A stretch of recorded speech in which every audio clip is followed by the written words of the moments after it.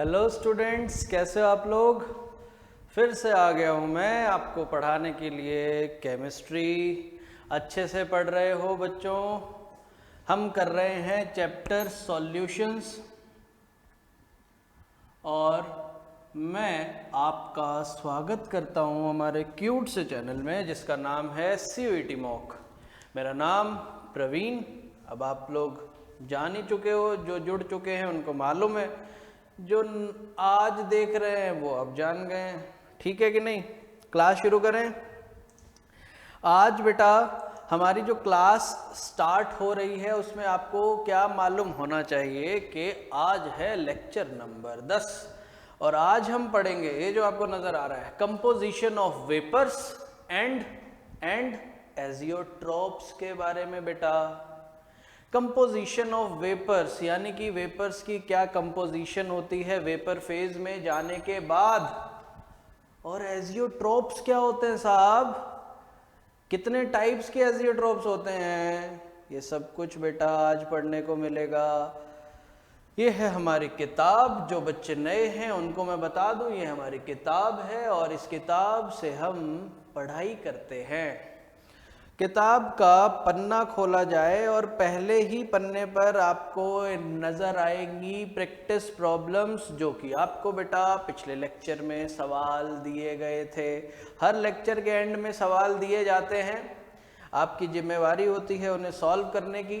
पिछले लेक्चर में बच्चों हमने क्लासिफिकेशन स्टडी किया था ऑफ नॉन आइडियल सॉल्यूशंस। दो तरह के थे, एक पॉजिटिव डेविएशन शो कर रहे थे नॉन आइडियल सॉल्यूशन और दूसरे नेगेटिव डेविएशन शो कर रहे थे। बेटा कौन सी, नेगेटिव डेविएशन और पॉजिटिव डेविएशन। सवाल क्या था, सवाल पढ़ते हैं। सवाल था बेटा कि इनमें से कौन सी स्टेटमेंट आपको चुननी थी कि ट्रू है regarding non ideal solution showing negative deviation. Negative deviation के बारे में इनमें से कौन सी बात ठीक थी। आप लोगों ने जरूर सवाल का जवाब ढूंढ लिया होगा। पहला ऑप्शन आपको दिया गया था, क्या जो इंटरेक्शन होती है कंपोनेंट्स के बीच में वो कम होती है प्योर स्टेट के मुकाबले में, क्या वॉल्यूम बढ़ जाता है, क्या enthalpy delta H of mixing क्या वो पॉजिटिव है, या फिर कोई भी नहीं। सवाल का उत्तर आपकी स्क्रीन पर आने वाला है साहब। देखिए आंसर है बेटा नन ऑफ दीज। इनमें से कोई भी बात नॉन आइडियल सॉल्यूशन के रिस्पेक्ट में ठीक नहीं है। क्यों ठीक नहीं है, एक्सप्लेनेशन उसका जवाब आपको दे देगा। एक्सप्लेनेशन देखिए बच्चों स्क्रीन पर, पढ़ो जरा इसको। पिछले लेक्चर में हमने डिस्कस किया था कि अगर नॉन आइडियल सॉल्यूशन है और वो नेगेटिव डेविएशन शो कर रहा है बेटा, नेगेटिव डेविएशन, तो उसमें सॉल्यूट सॉल्वेंट की इंटरमोलिक्यूलर इंटरेक्शन तो हायर होती थी। यहां पहले ऑप्शन में क्या गिवन था, यहां पर गिवन था कि लेसर होनी चाहिए।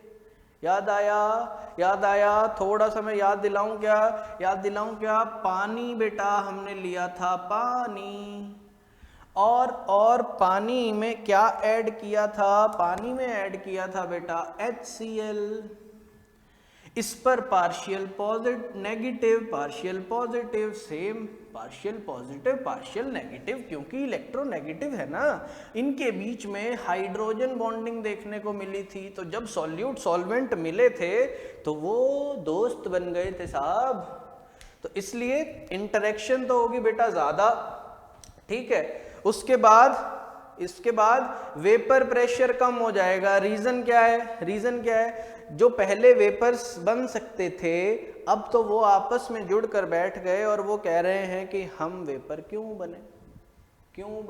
ठीक, और क्योंकि वो पास जुड़ के बैठे तो इसलिए delta H of mixing less than 0, bond बन रहा है, हीट रिलीज हो रही है, solution becomes hot. Delta V of mixing less than 0, contraction of solution takes place. जुड़ के बैठ गए, सर्दी का मौसम था, जुड़ के बैठ गए, वॉल्यूम कम हो गई साहब। समझ में आ गया बेटा। तो जो आपको कंडीशंस दी गई थी ना ऑप्शन में, वो सारी नॉन आइडियल सॉल्यूशन के लिए तो थी, बट फॉर पॉजिटिव डेविएशन, तो इनमें से सारी कंडीशंस जो पॉजिटिव डेविएशन के लिए थी, नॉन आइडियल शोइंग नेगेटिव के लिए क्या होंगी, फिर सारी गलत, ऑप्शन नन ऑफ दीज। अगला सवाल देखते हैं बच्चों। अगला सवाल क्या था? अगला सवाल था, आपकी स्क्रीन पर आ चुका है, कि इनमें से कौन सा एग्जाम्पल है, इनमें से कौन सा एग्जाम्पल है नॉन आइडियल सॉल्यूशन का जो कि बेटा क्या शो कर रहा है, स्क्रीन पर ध्यान रखा करो, पॉजिटिव डेविएशन शो कर रहा है। 4 ऑप्शन दिए गए थे, एसीटोन और कार्बन डाइसल्फाइड, दूसरा ऑप्शन था क्लोरोबेंजीन एंड ब्रोमोबेंजीन का, क्लोरोफॉर्म एंड बेंजीन, और एसीटोन और एनिलीन। क्या सवाल का जवाब देखा जाए? एग्जाम्पल्स भी मैंने बताए थे पिछले लेक्चर में, बहुत इंपॉर्टेंट होते हैं, बहुत इंपॉर्टेंट। सवाल का उत्तर है acetone plus carbon disulphide, option number A is the correct answer बेटा। अब आपके माइंड में देखो, ये सवाल ऐसा था जिससे आपको बाकी के सॉल्यूशंस कैसे हैं, क्योंकि नॉन आइडियल शोइंग पॉजिटिव तो मालूम पड़ गया, ऑप्शन नंबर ए है, तो बी, सी और डी ये क्या हैं, ये भी तो सॉल्यूशंस हैं, कैसे सॉल्यूशंस हैं, इनका जवाब मिलेगा एक्सप्लेनेशन में। एक्चुअल में एक सवाल से आपको चार चीजें पता लगी हैं, पहले, दूसरे, तीसरे, चौथे के बारे में भी तो पता लग गया ना कि ये कैसे हैं। कल को अगर कुछ और आएगा सवाल तो आप इन क्या पता ये आंसर हो उसमें, ठीक। एक्सप्लेनेशन देखो बेटा, एक्सप्लेनेशन में आपको मालूम पड़ रहा है कि क्लोरोफॉर्म और ब्रोमो, जो क्लोरोबेंजीन है और ब्रोमोबेंजीन है, ये आइडियल सॉल्यूशन बनाते हैं बिकॉज ऑलमोस्ट स्ट्रक्चर कैसा है, सिमिलर, नियरली आइडियल सॉल्यूशन बना लिए। किसने क्लोरोबेंजीन और ब्रोमोबेंजीन ने साहब, एक बार बेंजीन पे क्लोरो ग्रुप, एक बार ब्रोमो ग्रुप। अच्छा, उसके बाद देखो क्लोरोफॉर्म प्लस बेंजीन CaCl3 और C6H6, और एसीटोन और एनिलीन CH3COCH3 एसीटोन, जो कि हमारा प्रोपेन 2 भी होता है बेटा, और जब बेंजीन रिंग के साथ NH2 ग्रुप जुड़ता है, कौन सा, क्या मैं ये लिख के समझा दूं, समझ लो इसको अच्छे से, ये है हमारा एसीटोन बेटा, CH3COCH3, ठीक है। और दूसरा कंपाउंड कौन सा है, एनिलीन। एनिलीन में बेंजीन रिंग होती है बेटा, और बेंजीन रिंग के साथ कौन सा ग्रुप जुड़ा होता है, NH2 group, this is aniline.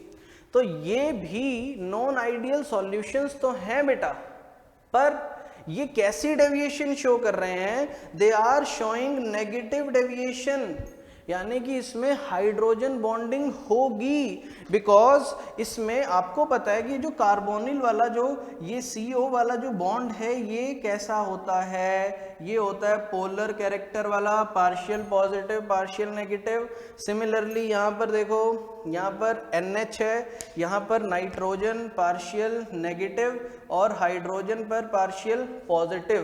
तो जो अभी पिछले एग्जाम्पल में बेटा, पिछले क्वेश्चन में हमने समझा था कि नेगेटिव डेविएशन में हाइड्रोजन बॉन्डिंग हो जाती है, यहां पर भी तो वो चीज पॉसिबल है, ठीक है ना।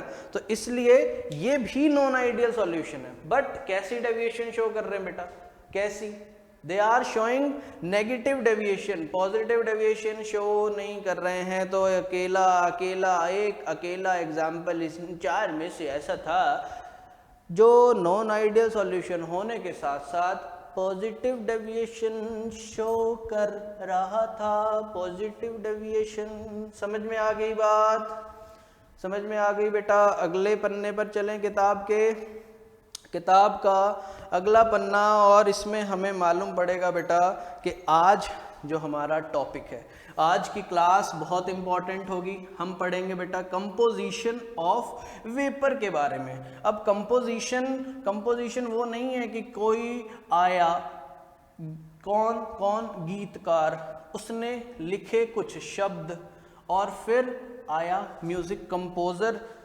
और इसने आकर उस गाने को कंपोज किया, म्यूजिक दिया। ये वो कंपोजिशन नहीं है साहब, वो कंपोजिशन नहीं है।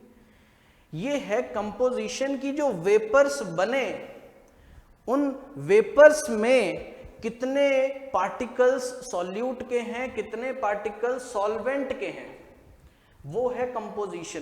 क्योंकि वेपर्स आखिरकार वेपर्स बनेंगे किनके? सॉल्यूशन के वेपर बनेंगे ना बेटा, और सॉल्यूशन में क्या प्रेजेंट होता है? सॉल्यूट और सॉल्वेंट। Clear clear. चलो चलो चलो चलो चलो चलो, पहली बात आपकी स्क्रीन पर, और बेटा पेन पेपर लेकर बैठो, मोटो पहली क्लास से मैं याद दिला रहा हूँ कि धुआं उड़ा देंगे और ऐसे पढ़ेंगे केमिस्ट्री, आसान बना देंगे। कहानी के माध्यम से, गाने के माध्यम से जैसे आपको सरल पड़ता है वैसे पढ़ो, पर पढ़ो और समझो और शेयर भी किया करो, ठीक। एक बाइनरी सॉल्यूशन है बेटा जिसमें दो वोलाटाइल लिक्विड लिए गए, ठीक है। वोलाटाइल का मतलब याद है, भूले तो नहीं, जो सब्सटेंस इजीली लिक्विड से वेपर फेज में चला जाए वो वोलाटाइल। तो कितने सब्सटेंस लिए गए हैं? दो, ए एंड बी। किस में लिए गए? एक क्लोज्ड वेसल में, ठीक। Then both the components would evaporate and eventually एक इक्विलिब्रियम आ जाएगा किसके बीच में? Between vapour phase and liquid phase. Eventually बेटा क्या लिखा हुआ है? Equilibrium will be established between liquid phase and vapour phase. इसका मतलब क्या है? थोड़ा सा हम जो वो आपको इमेज नजर आ रही है उसको हम इधर खुद बनाते हैं, ठीक। देखिए, एक क्लोज्ड वेसल ली जाए, ऐसा बोला गया है, और उस वेसल में एक सॉल्यूशन लिया जाए, ठीक है, ऐसा बोला गया है साहब। उसमें पार्टिकल्स लिए जाएं, पार्टिकल्स किसके हों? दो वोलाटाइल लिक्विड होने चाहिए बेटा, ए और बी। तो ये जो मैं पिंक कलर से बना रहा हूं ये सब ए के पार्टिकल्स हैं, ठीक। और जो मैं ब्लू कलर से बना रहा हूं बेटा वो सब बी के पार्टिकल्स हैं। तो दो वोलाटाइल लिक्विड्स का हमने एक सॉल्यूशन ले लिया। जो ब्लू वाले हैं वो बी को रिप्रेजेंट कर रहे हैं, लिख देते हैं, और जो पिंक वाले हैं वो ए को रिप्रेजेंट कर रहे हैं। अगर हम इसमें आग लगा दें, आग लगानी है सीयूईटी एग्जाम में, बोर्ड एग्जाम में, यहाँ आग लगाने का मतलब क्या है? हीट कर रहे हैं साहब। हीट जब आपने किया तो वेपर्स बनने चालू हो गए। क्या बनने चालू हो गए बेटा? वेपर्स बनने चालू हो गए। एंड क्या वेपर सिर्फ ए के बन रहे हैं? क्या वेपर सिर्फ बी के बन रहे हैं? नहीं साहब, दोनों के वेपर्स बन रहे हैं। क्यों? दोनों ही वोलाटाइल है, दोनों ही वोलाटाइल हैं, तो दोनों के पार्टिकल्स कहाँ पहुंच रहे हैं? वेपर फेज में पहुंच रहे हैं। वेपर फेज में जब ये जाएंगे तो इन्हीं में से तो वेपर्स बन रहे हैं। क्या ये सॉल्यूशन का लेवल डिक्रीज करेगा? आप कहोगे हाँ जी सर जरूर करेगा, कॉमन सेंस है, लगा तो लो थोड़ी। ठीक है, कॉमन सेंस लगा देते हैं बेटा। हमने क्या किया, हमें मालूम पड़ गया कि कुछ टाइम के बाद इसका लेवल डिक्रीज करेगा। उसकी वजह क्या है? उसकी वजह क्या है? क्योंकि इसी के कुछ जो पार्टिकल्स थे सॉल्यूशन के वो वेपर फेज में चले गए हैं। तो अभी भी कुछ पार्टिकल्स बेटा ए वाले, ठीक, और कुछ पार्टिकल्स बेटा बी वाले, ठीक है, ये मौजूद हैं कहाँ पर? लिक्विड वाले सॉल्यूशन में। क्योंकि वेपर्स बाहर तो जा नहीं सकते हैं साहब, बंद है, दरवाजा बिल्कुल बंद कर दिया है। क्लोज्ड वेसल है ये। तो अगर ये क्लोज्ड वेसल है तो इसमें वेपर्स जो हैं वो यहीं पर रहेंगे। ए के भी वेपर्स बने और बेटा बी वाले जो पार्टिकल्स थे, बी वाले ये ब्लू वाले, इनके भी वेपर्स बन गए और इवेंचुअली एक इक्विलिब्रियम आ गया। किस फेज में? Liquid phase and vapour phase. Liquid phase and vapour phase, इसमें क्या एस्टेब्लिश हो गया बेटा? एक इक्विलिब्रियम। बात समझ में आ गई? जो पहला पॉइंट हमने पढ़ा अच्छे से क्लियर हुआ। आगे देखो, और देखो क्लास जब चलती है बेटा, क्लास में अगर आपने ना वीडियो लेक्चर खोल लिया है तो ईमानदारी से अगर आप पढ़ोगे, समझोगे ना चीजों को, लिख के देता हूं कि वो चीज आपके दिमाग से फिर कभी नहीं निकलेगी, बहुत अच्छे से समझ आ जाएंगी, पर ईमानदारी जरूरी है, ठीक।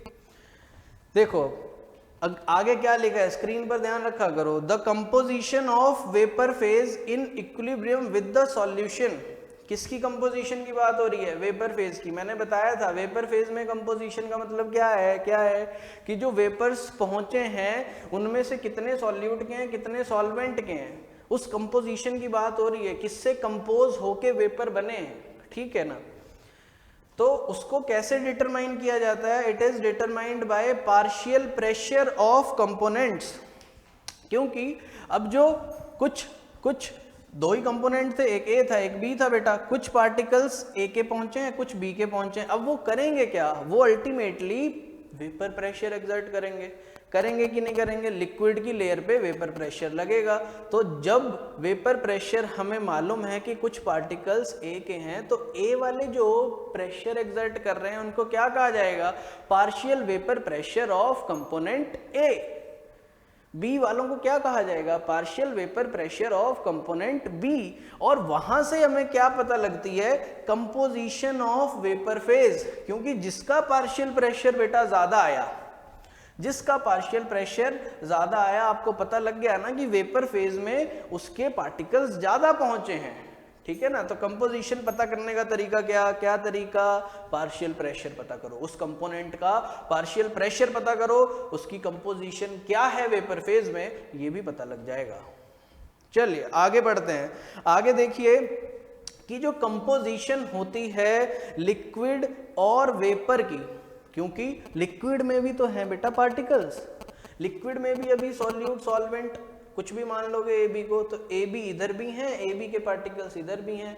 तो लिखा क्या है स्क्रीन पर कि जो कंपोजिशन है लिक्विड एंड वेपर फेज की कब म्यूचुअल इक्विलिब्रियम में जरूरी नहीं है कि वो सेम हो, ऐसा बिल्कुल भी जरूरी नहीं है। फर्ज करो कि यहाँ पर हम मान लेते हैं कि इनिशियली जब हमने ये चीज सॉल्यूशन लिया, गिन लो अच्छा 1 2 3 4 5 6 7 हैं। ए के कितने पार्टिकल्स हैं? सिर्फ एक, रफली मैं आइडिया दे रहा हूँ, 7 पार्टिकल्स हैं। बी वाले अगर हम गिने 3 तो 5 8 हो गए, इधर वाले 13 16 2 18, मस्त गिनती कर ली है। 1 2 3 वो वाली नहीं है, 18 हो गए, ठीक, रफली कैलकुलेट कर लिया बेटा। अब फर्ज करो कि इसमें आपको नजर आ रहा है कि बी वाले जो हैं वो ज्यादा हैं पहुंचे हुए, ए वाले कम पहुंचे हैं। ए वाले क्या पहुंचे हैं? कम पार्टिकल्स पहुंचे हैं। तो जो कंपोजिशन होगी किसकी? लिक्विड और वेपर फेज की, वो जरूरी नहीं है कि यहां भी यही रेशियो देखने को मिलेगा। समझ में आ रहा है? ऐसा नहीं है कि पहले अगर 25 पार्टिकल्स थे टोटल, 25 में से 7 क्या हुए? अगर 25 का हम 7 का अगर आप परसेंटेज निकालोगे, 7/25 इंटू में 100 रखोगे बेटा, तो ये कितना आएगा? 28%। तो ऐसा जरूरी नहीं है कि वेपर्स में भी 28% एक ही होंगे। बात समझ में आ रही है? कंपोजिशन सेम होना या ना होना ये नेसेसरी नहीं है कि ये सेम होगी ही होगी। एंड कॉमन सेंस हमें ये सजेस्ट करती है कि वेपर फेज में वो कंपोनेंट ज्यादा होगा जो ज्यादा वोलाटाइल होगा। कॉमन सेंस है बेटा। अगर आप आसानी से वेपर फेज में जा सकते हो तो आप ही तो भाग के चले जाओगे वेपर फेज में। अगर ए जा सकता है, ये क्या है? ये वोलाटाइल है, अगर तो ये चला जाएगा वेपर फेज में इजीली। तो कंपोजिशन वेपर फेज में किसकी ज्यादा होगी? जिसका वोलाटाइल कैरेक्टर ज्यादा है। बात समझ में आई है? पक्का? सही है। तो वेपर फेज में कंपोजिशन का मतलब आपको समझ में आ गया है कि कितने वेपर्स पहुंचे हैं, पता कैसे करना है? पार्शियल प्रेशर निकालकर। और बेटा तीसरी चीज हमने क्या याद रखनी है कि जो कंपोजिशन होगी वो जरूरी नहीं है कि सेम होगी। ठीक, आगे चलते हैं। चलिए आगे देखते हैं कि अगले पन्ने पर किताब में क्या लिखा है। किताब में है मैथमेटिकल इंटरप्रिटेशन है बेटा। और उसमें सबसे पहले आपको स्क्रीन पे नजर आया कि उसने बोला मोल फ्रैक्शन ए और बी वेपर फेज में अगर हम मान लें कि YA है और YB है, तो डेल्टन लॉ क्या कहता है वो जरा देख लो। डेल्टन लॉ के अकॉर्डिंग वेपर फेज में अगर मोल फ्रैक्शन पता करनी है बेटा किसी भी कंपोनेंट की, तो उसके पार्शियल प्रेशर को टोटल प्रेशर से क्या करना होता है? डिवाइड करना होता है मोल फ्रैक्शन पता करने के लिए। इनफैक्ट डेल्टन लॉ क्या कहता है वो मैं यहाँ लिखता हूँ। डेल्टन लॉ के अकॉर्डिंग ये +1 में पढ़ा था कि नहीं पढ़ा था, क्या पता ना पढ़ा हो, नहीं पढ़ा था तो आप पढ़ लो। डेल्टन लॉ क्या कहता है बेटा, डेल्टन लॉ के अकॉर्डिंग अगर आपको जिस भी कंपोनेंट की मोल फ्रैक्शन चाहिए, किस फेज में, वेपर फेज में, अगर हम कह रहे हैं कि YA is the mole fraction of A in vapour phase, then it should be given by PA/PT, या इसके अकॉर्डिंग ये होता है कि अगर मुझे पार्शियल वेपर प्रेशर पता करना है, किस कंपोनेंट का बेटा, ए कंपोनेंट का पार्शियल वेपर प्रेशर पता करना है, तो मुझे उसकी मोल फ्रैक्शन से मल्टीप्लाई कर देना होगा, किसको, टोटल प्रेशर ऑफ सॉल्यूशन। बात समझ में आई, ये था डेल्टन लॉ। सिमिलरली अगर यहीं पे आप B कर दोगे तो सारा कुछ B के लिए हो जाएगा। अच्छा, अब आप फॉर्मूले में जरा देख लो, फॉर्मूले में PA/PT था। राउट्स लॉ के अकॉर्डिंग बेटा क्या सीखा था कि PA तो किसके इक्वल हुआ करता था, P0A काई A, और PT वो P0A काई A प्लस P0B काई B, क्या इसी के इक्वल होता था। तो यहां से आपके पास किसका फॉर्मूला आ गया बेटा, YA का। सिमिलरली आपने YB का भी फॉर्मूला देख लिया, बस A की जगह क्या चेंज हो गया है, B। और दो इंपॉर्टेंट चीज हो, नोट देखो क्या है, क्या लिखा है YA प्लस YB 1। हमने क्या सीखा था, काई A प्लस काई B 1। काई A और काई B क्या थी, मोल fraction of A and B in liquid state, और YA एंड YB क्या है, मोल fraction of A and B in vapour state. तो लिक्विड स्टेट में मोल फ्रैक्शन का सम भी यूनिटी होता है, और वेपर स्टेट में भी इनका सम बेटा क्या होगा, इनका सम होगा यूनिटी। बात समझ में आई, ठीक। तो अब अगले पन्ने पर चलते हैं, और ये आई न्यूमेरिकल प्रॉब्लम। तो न्यूमेरिकल प्रॉब्लम की जाए बेटा, और न्यूमेरिकल प्रॉब्लम करने के लिए क्या ये मैं लिखा रहने देते हैं, इसमें क्या पता इस्तेमाल हो जाए, आगे कर देंगे जब जरूरत पड़ेगी। सवाल पढ़ो, सवाल देखो स्क्रीन पर। सवाल में आपको क्या दिया हुआ है, बेंजीन एंड टॉलीन, बेंजीन और टॉलीन कैसा मिक्स सॉल्यूशन बना रहे हैं, आइडियल सॉल्यूशन बेटा, और पूरी कंपोजिशन में जैसे मर्जी मिक्स कर दो। प्योर बेंजीन और प्योर टॉलीन एट 300 केल्विन, उनका वेपर प्रेशर दिया हुआ है। अभी बेंजीन और टॉलीन को कुछ अभी मान लो, अभी के अभी स्टेटमेंट पढ़ लिए तो मान लो, यहाँ से शुरू कर दें। बेंजीन को हम मान लेते हैं ये हमारा A है, और इसका हमें वेपर प्रेशर दिया हुआ है P0 है। कितना दिया बेटा, देखो स्टेटमेंट में 180 mmHg, ठीक है बेटा। बेंजीन हो गया, दूसरा कौन सा दिया है, टॉलीन, उसका 90 दिया हुआ है। टॉलीन का क्या है, इसको बोलो B कंपोनेंट, P0B हो गया 90 mmHg। तो P0A और P0B साथ के साथ लिख लिए, कंफ्यूजन रखना ही नहीं है बिल्कुल, ठीक। हमें क्या पता करना है, मोल फ्रैक्शन बेंजीन की पता करनी है वेपर फेज में, यानी कि बेंजीन कौन है, A है, वेपर फेज की कंपोजिशन को क्या कहते हैं, YA। इसका मतलब साहब हमें ये पता करना है, फॉर्मूला इस्तेमाल हो रहा है, सही रहे, रब नहीं किया तो ये पता करनी है बेटा YA। ये पता करने के लिए उसने बोला है कि जो सॉल्यूशन तैयार हुआ है वो उसमें 156 ग्राम बेंजीन है और 92 ग्राम्स बेटा टॉलीन है, ठीक है। तो ये पता करने के लिए इस फॉर्मूले में देखो, आपको P0A पता है, P0B पता है, ये वैल्यूज पता है, आपको ये नहीं पता काई A और काई B, ये पता करना है काई A और काई B। वो पता करने के लिए सबसे पहले तो नंबर ऑफ मोल्स तो पता कर लो साहब, A और B के नंबर ऑफ मोल्स पता करने के लिए आपको गिवन मास वो तो दिया हुआ है 156, इसका गिवन मास कितना है 92। इन दोनों का बेटा मोलर मास कैलकुलेट करना पड़ेगा, किसका, बेंजीन और टॉलीन का। वो मैं कर देता हूँ, ये मैं हटा देता हूँ ताकि आपको चीज़ें क्लियर रहें। हाँ, अब हम करते हैं सबसे पहले पता बेंजीन का, ठीक। तो बेंजीन का अगर हम पता करें, बेंजीन का फॉर्मूला C6H6, ठीक, 12 6 जा 72 प्लस 6 कितना 78। सिमिलरली टॉलिन का पता कर लेते हैं बेटा, मॉलिक्यूलर मास। टॉलिन का फॉर्मूला क्या होता है, C6H5CH3 ग्रुप लग जाता है, एक H हटता है CH3 लग जाता है, ठीक। कितने कार्बन हो गए, 6 और 1 7, 12 7 जा 84, 5 और 3 8, 8 हाइड्रोजन है बेटा। 92 ग्राम टॉलिन का आ गया और 78 आ गया बेटा बेंजीन का। डाल दो यहाँ पर, नंबर ऑफ मोल्स इसके आ गए, नंबर ऑफ मोल्स इसके आ गए। क्या अब हम काई ए और काई बी की वैल्यू कैलकुलेट कर सकते हैं? बिल्कुल कर सकते हैं। काई ए का फॉर्मूला क्या था, Na/Na प्लस Nb, ठीक है। अभी Na आया क्या है, 2 अपॉन में ऐड किया, 2 प्लस 1 3। काई ए अगर ये आया तो 1 में से माइनस कर दो बेटा, 1 में से माइनस कर दो। काई बी क्या आ गया 1/3, ठीक ठीक। अब हमारे पास सारी वैल्यूज आ चुकी हैं, ये फॉर्मूले के अकॉर्डिंग। अब सिर्फ हमें क्या करना है, इसको यूज करना है। वाई ये पता कर रहे हैं हम लोग, ध्यान से देखो लो। P0A क्या था, वैल्यू देखो 180, ये मल्टीप्लाई किससे करना है इसको, काई ए से। काई ए क्या है 2/3, ओके। अपॉन में बच्चों वैल्यू डाल दो, ये चीज बिल्कुल हूबहू same 2/3 plus P0B is 90, multiply किससे करेंगे 1/3 से। तो 3 से बेटा ये कट गया 60 पर, 3 से ये भी गया 60 पर, और ये 3 से गया 30 पर। 60 × 2 120 बेटा।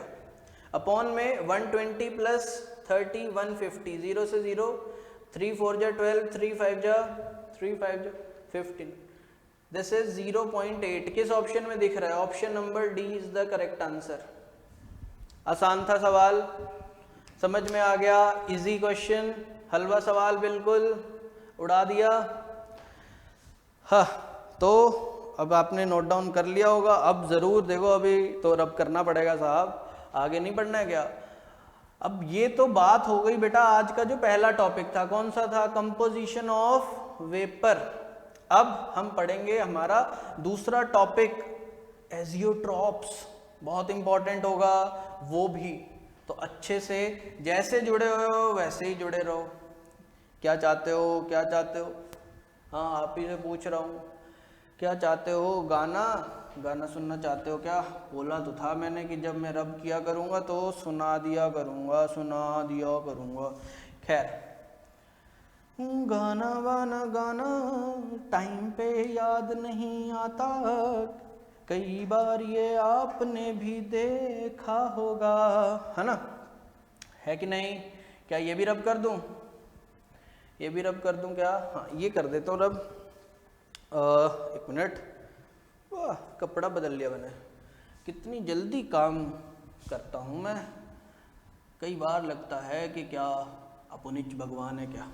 खैर, तो बेटा ये हो गया बोर्ड साफ। अब हम चलते हैं अपनी आगे अगले पन्ने पर किताब के।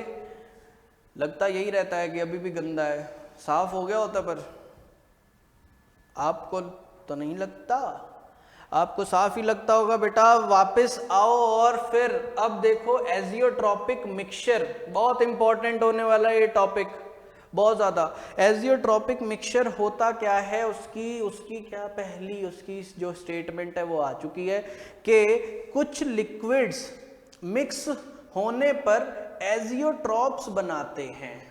ठीक है, जान लिया। एजियोट्रॉप्स होते क्या हैं, दे आर बाइनरी मिक्सचर बेटा।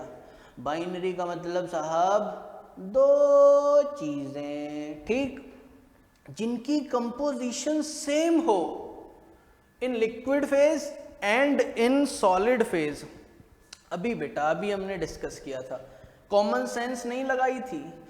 क्या कॉमन सेंस लगाई थी बेटा के यहां पर और यहां पर, यहां पर और यहां पर कंपोजिशन सेम नहीं होगी।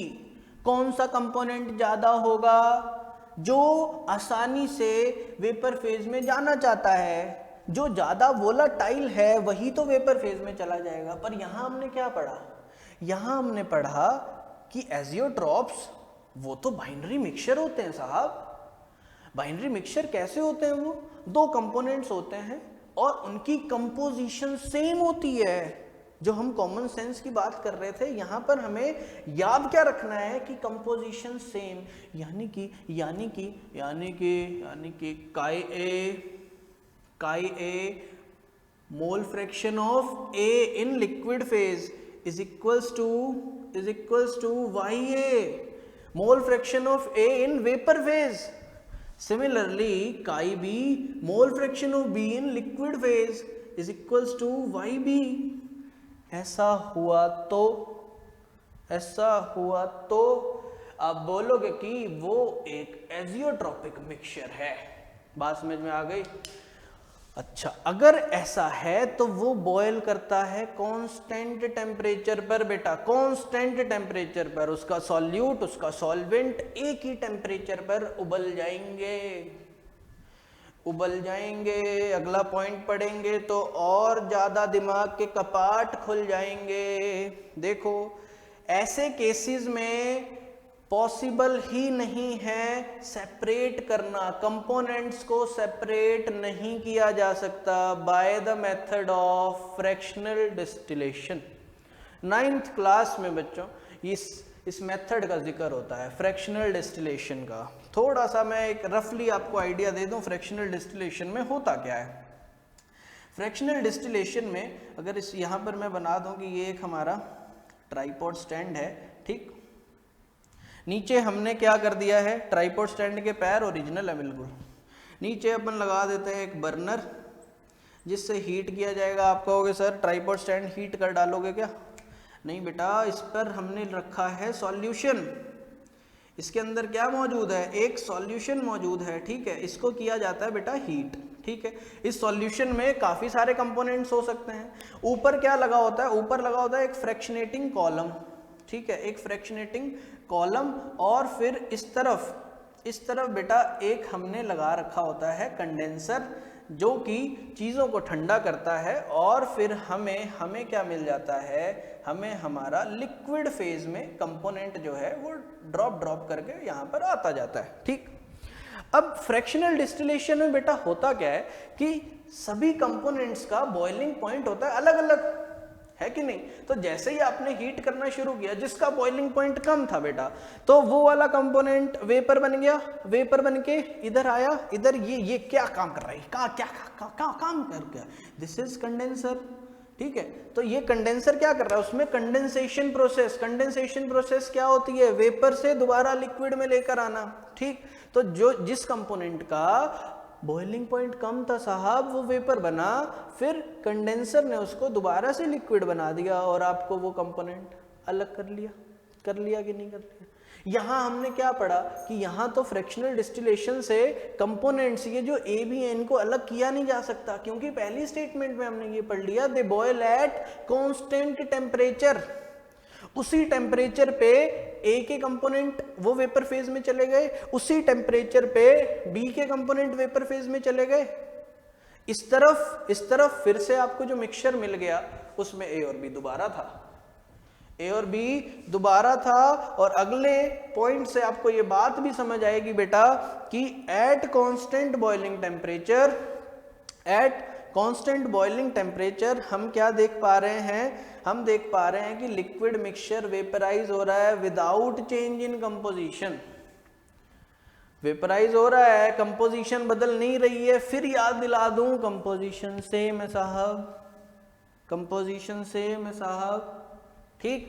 तो कंपोजिशन बदल नहीं रही है and mixture distils like a pure liquid which has the same composition. यहां से भी ए के मॉलिक्यूल्स वेपर में गए थे, ए के, और फिर इस तरफ पहुंचे। सिमिलरली बी के भी मॉलिक्यूल्स चले गए बेटा और यहां पर पहुंचे। और जो हमें मिक्सचर मिला, इसकी कंपोजिशन आपको क्या लग रही है? डिफरेंट होगी? नहीं, इसकी कंपोजिशन भी सेम होगी। Mixture distils like a pure liquid which has the same composition. और ऐसे मिक्सचर को हम कह रहे हैं एजियोट्रॉपिक मिक्सचर। कंपोजिशन सेम हो लिक्विड फेज में और वेपर फेज में, ठीक। कंपोनेंट्स को सेपरेट ना किया जा सके फ्रैक्शनल डिस्टिलेशन के through. Reason, they boil at constant temperature, okay. At this point हमने मान लिया है साहब कि यही सॉल्यूशन जो है, यही मिक्सचर हमारा एजियोट्रॉपिक मिक्सचर है। ओके ओके ओके, तो एजियोट्रॉप्स कितने टाइप्स के होते हैं बेटा? देखो देखो देखो देखो स्क्रीन पे, एजियोट्रॉप्स होते हैं बेटा दो टाइप्स के। एक होते हैं मिनिमम बॉइलिंग एजियोट्रॉप्स, एक होते हैं मैक्सिमम बॉइलिंग एजियोट्रॉप्स। ठीक है, minimum boiling, maximum boiling. Okay, तो अब आपको ये तो पता लग गया कि आगे किताब में हमें अब क्या पढ़ना है। सबसे पहले हम पढ़ेंगे ये फर्स्ट वाला, first is minimum boiling azeotrope. चलिए पढ़ते हैं, किताब का अगला पन्ना खोलते हैं और हमने स्टडी करना है minimum boiling azeotropes. Pen paper लेकर बैठे हो, नोट्स बना रहे हो ना, बहुत इंपॉर्टेंट है। देखो क्लासेस जब आप सारा कुछ कर लोगे ना, एक एक लेक्चर, अगर पिछले लेक्चर किसी ने मिस किए हैं तो देख जरूर लो, क्योंकि जब आप सारा कंटेंट देख लोगे उसके बाद ईमानदारी से देखना और उसके बाद फिर पूछना अपने आप से कि अब हमें इस चैप्टर में कितना ज्ञान है। ठीक, मिनिमम बॉइलिंग एजियोट्रॉप्स, सबसे पहले वो सॉल्यूशन जो क्या शो करे, large positive deviation from routes law, वो वाले सॉल्यूशन बनाते हैं मिनिमम बॉइलिंग एजियोट्रॉप, और इनमें कंपोजिशन फिक्स होगी एक स्पेसिफिक कंपोजिशन पे बेटा। लार्ज पॉजिटिव डेविएशन से आप क्या समझ रहे हो? पॉजिटिव डेविएशन में क्या हो रहा था बेटा? क्या हो रहा था? वेपर प्रेशर बढ़ रहा था, याद आए वही वाला, दो इथेनॉल के मॉलिक्यूल्स बीच में दरार डलवाने कौन आया था? साइक्लोहेक्सेन। चीजों को दूर दूर कर दिया था उसने, है ना, किसमें? पॉजिटिव डेविएशन में। ज्यादा मॉलिक्यूल्स वेपर फेज में पहुंच गए थे बेटा, तो हमें क्या करना था? उनको थोड़ा सा टेम्परेचर प्रोवाइड करना था और बॉइलिंग पॉइंट हो गया था कम, क्योंकि थोड़ा सा टेम्परेचर प्रोवाइड करने से उनका वेपर प्रेशर एटमॉस्फेरिक प्रेशर के बराबर हो रहा था। वेपर प्रेशर पहले ही बढ़ गया था ना। ठीक है, तो जो पॉजिटिव डेविएशन शो करें बेटा, और वो भी कैसी positive deviation? Large positive deviation. ठीक है, एग्जाम्पल के लिए लिया गया इथेनॉल और वाटर का मिक्सचर बेटा, जो कि बनता है किससे? Bye fermentation of sugar. जो मॉलिक्यूल्स हैं वो माइक्रो ऑर्गेनिजम्स के द्वारा जब तोड़े जाते हैं, किसके? शुगर के, तो बेटा हमें इथेनॉल और वाटर का जो है मिक्सचर मिलेगा। और जब हम इसकी फ्रैक्शनल डिस्टिलेशन करेंगे, ये मिक्सचर में अब मान लो इसके अंदर क्या मौजूद है? क्या मौजूद है? इसके अंदर ही तो है इथेनॉल और वाटर का मिक्सचर। ठीक है, तो इसमें जब हम मिक्स करेंगे तो जब 95% बाय वॉल्यूम ऑफ इथेनॉल, वो जो सॉल्यूशन होगा बेटा, वो होगा हमारे पास मिनिमम बॉइलिंग एजियोट्रॉप शो करने वाला सॉल्यूशन। कैसा? Minimum boiling azeotrope. 95%, अगर 100 ml आपके पास सॉल्यूशन है तो उसमें से 95 ml इथेनॉल होना चाहिए और 5 ml वाटर। स्पेसिफिक कंपोजिशन लिखा हुआ है ना, इस कंपोजिशन पे ही बनाएंगे ये एजियोट्रॉप्स, ऐसा नहीं कि कम ज्यादा। क्या ये आपको इस यहाँ पर ये नजर आ रहा है, एक आपको जो ग्राफ नजर आ रहा है, इसमें देखो वाटर इथेनॉल सिस्टम में जो इथेनॉल प्योर था उसका आपको नजर आएगा। मैं कलर चेंज कर लेता हूँ, रुको, कलर हम बदल लेते हैं।